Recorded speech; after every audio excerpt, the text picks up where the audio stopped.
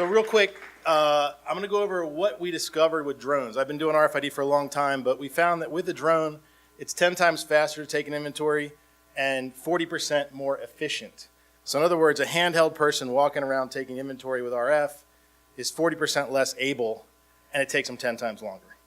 So Carl Brown, I started this company in 2002. A buddy of mine called me and said, hey, these guys at Target and Walmart are doing this RF stuff. So I went down to Texas and saw what they were doing. And I didn't make any money with them, but I happened to live in the DC area, and I started doing stuff with RFID. One day, some guys from the FBI called, and they showed up in these like black SUVs, and I said, this is a fun industry, I'll stay in it. So 5-10 years go by, I started making some money, and now we do 3,000 some customers. We cover most of the military. We do a lot of like SEAL Team 6, all these really cool things. Again, we still don't make money on that, but we do make a lot of money on supply chain. So I'll kind of walk through what we figured out with supply chain, the things that we've found over the years with RFID tagging, and how we've applied some of that to drone technology. We got a little case study on a warehouse, our very first drone application. The keynote today was really interesting.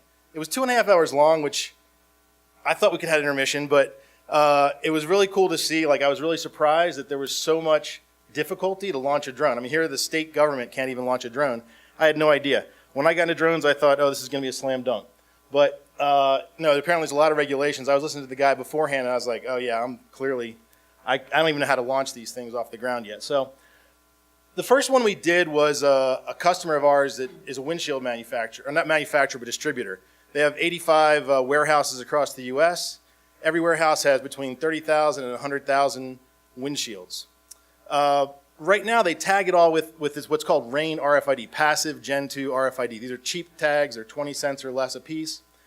And every month, the guys walk through the warehouse, and they have a handheld. They inventory where this is. It's 5-story or 5 tiers high of glass, and they have to take forklifts and go up and down to figure out where everything is. So it takes them about 7 hours today with a handheld. With a drone, they can do it in about 40 minutes. It saves them a lot of time by doing this. The cost differential for handhelds and drones, not huge. We actually did the first one on a Phantom 4. It's actually, that is the drone right there, and it's up where you can see it in the booth up there. It's a little different. That's got side-mounted antennas. Putting antennas on a Phantom 4 is not the best thing to do, and flying a Phantom 4 in a warehouse, also not a great thing to do either. In fact, a lot of people came by and said, oh, you're doing this indoors? Like, yeah. The aisles in a warehouse with glass. Anyway, so it does work, but it is a little precarious flying drones up and down on the inside. Outdoor, much better. Point is, though, is that we want to do a proof of concept. We did it. We already had lots of tagged items. It's so fast with the drone, and the question is, where could we go from there? So, like I said before, RAIN RFID is what I got into. That was 15 years ago with Walmart, Target, and eventually the DEA and CIA and all those guys tagging stuff. RAIN RFID, this little tiny chip in the picture there is what it looks like. Really low cost. They use it on almost, if you go to Walmart right now, look at the underwear, you'll see little RF tags on there. That's how they track underwear in Walmart. So Macy's does 100% of their stuff with this tag. Lululemon, 100% RF tagging. So it's slowly permeating 15 years later. You'll see why we haven't made any money. We're only up to like underwear and Lululemon. But it's coming along. So on the other hand, the military, DoD, we also do item level supply chain for them. So we've got lots of manufacturers. We tag all of the boots, pants, clothes, and things like that. We do conveyor systems for them. It's great. So the first time, so military suppliers, they don't put their bases in the best places. Like Mississippi, great place, but it's not near Jackson or not near New Orleans. It's 2.5 hours from Jackson Airport. So you got to drive out into the country. You get there, and we put the system in, and great guy calls me the next day and he says, your system sucks. I'm like, oh, God. So that's an 8-hour flight to get back to Jackson. I get there, and he's got all these boxes are wrong. All the RFID is wrong. I'm like, Turns out that his people had been mistagging all the boxes. We started looking at it, like, oh, you got the wrong sizes in here. You got mismatched. RFID is amazing. It uncovers every problem your company has. It will spell it out and put it right in front of your face. And at that, ever since then, we've been best friends. Once he saw that, he's like, never mind, I'll take care of this. And now everybody that writes a box, they have to write their name on there, because if that box is bad and it's not the RF fault, he's a tough guy to deal with. So the next one, next big mistake we didn't make any money on was Bluetooth Low Energy. If you guys found anything with the marketing stuff with Bluetooth a couple years ago, iBeacon, Apple's like, oh, this is the future of marketing, we're going to be everywhere. It's terrible. So we decided we're going to make a ski application. We do integrated video and RF technology, so we can actually track when people are packing boxes, we can show you who packed that box, what went in there, or the good's good, and so on. So we said, oh, we'll integrate videos and cameras and Bluetooth, it's going to be wonderful. No, it's terrible. The BLE spec is fine. It sends out a beacon, but your phone is not a good receiver. And that's what we discovered about this. But what is cool about what came out of that is there was a big money rush into figure out how to make BLE work. So now what we've got is a very low-cost tag. They're a few dollars. They're great sensors. You can find lots of places that make them on Alibaba, wherever, and get these tags. And they send out a great beacon. You can have like a 5-year lifespan for a few dollars.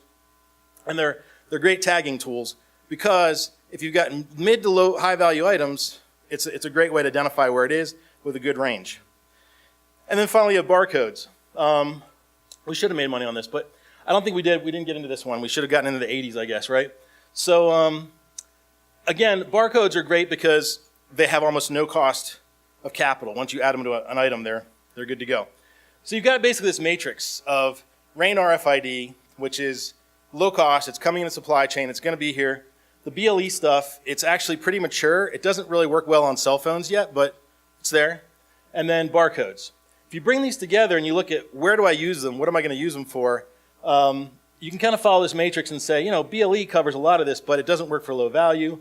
RAIN RFID might work for everything, but there's a lot of maybes in how you're going to get it to work. And barcodes, difficult. So what we took is we took all three technologies and we built that into the Win 4. And I think a lot of you have never seen a Win 4, is that right? This is the first time you've seen this stuff, right? It's really, I mean, it's a cool machine. When we first got it, everybody was just like, look at this bad boy. Because we've been building like Phantom 4s and these little tiny machines, and then we hit the Win 4, and I was like, oh, this is great. We're integrating both camera, visual for barcoding. So as the drone's flying over, we're scanning the area, decoding the barcodes. So if we put a large enough barcode, we figured out the exact matrix we need, we can actually barcode tag all the items on an outdoor warehouse, on an outdoor field of items. When that doesn't work, we can use RAIN RFID tags to scan like stacks of items. So if things are stacked and you can't read the barcode, you don't have line of sight, we can actually read into the stack and see what the RF tag value says. And then finally, the BLE devices. Like I said, we learned a lot. We haven't made any money, but we learned a lot about what these things do. And the BLE receiver we built, not the phone stuff, but the transmitters, are out there collecting the data, and they have really good range, 100 feet plus, low-cost tags, and so on. And what that really leads me into is outdoor yard storage. So what's really cool is when someone calls you and says, I have a problem to solve, we have this whole kind of solution of like, how are you going to solve it, this way or this way. BLE, so we have a 16 square kilometers. Now, if anybody been to Middle East? One guy. What happens after about 9 o'clock in the morning in the Middle East? It gets hot, right? So you can't fly your drone after about 8 a.m. because it's already 110 degrees, 115 degrees outside, so you got to park this thing.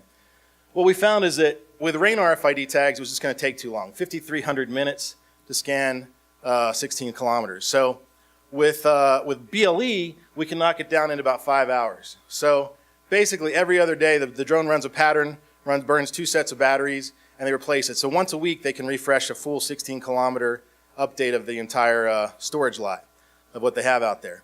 So the interesting, bringing this all together into one platform, the Wind, you can bring both deep scanning technologies with RAIN for the smaller areas, the machine vision, and I also found that talk today from Skycatch. It was pretty cool. The stuff that they're doing machine vision, way beyond what we're doing. We're just looking for a barcode. We're like, give us a barcode, we're good. This is the future, though. I would say indoors, robots, but outdoors, drones, the Wind 4 platform, and to some extent the Phantom 4. If you don't have that big an area, doing things like utilities and management, you'll have a great solution out there. So that's it. I wanted to keep everything on track.